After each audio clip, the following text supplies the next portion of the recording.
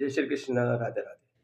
देखिए, एक भैरवी चक्र होता है, जो ऊपर की ओर त्रिभुज और नीचे की ओर त्रिभुज, ऐसे 2 त्रिभुज आपस में मिले होते हैं, जॉइंट होते हैं, जैसे कि उनको अटका करके रखा हो। और इस त्रिभुज पर का जो है, शाक यंत्र में बड़ा उपयोग होता है। बड़े-बड़े साधु लोग, तांत्रिक लोग इसका उपयोग करते हैं।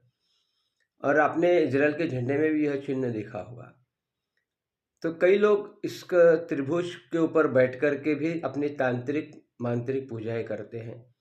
मगर अगर हमने अपने जीवन में गुरु नहीं बनाया है और हमें अगर इस भैरवी चक्र की बारे में जानकारी नहीं है, तो हमने इसके ऊपर बैठ कर के पूजा साधना नहीं करना है, वरना फिर हमारा मानसिक संतुलन बिगड़ सकता है।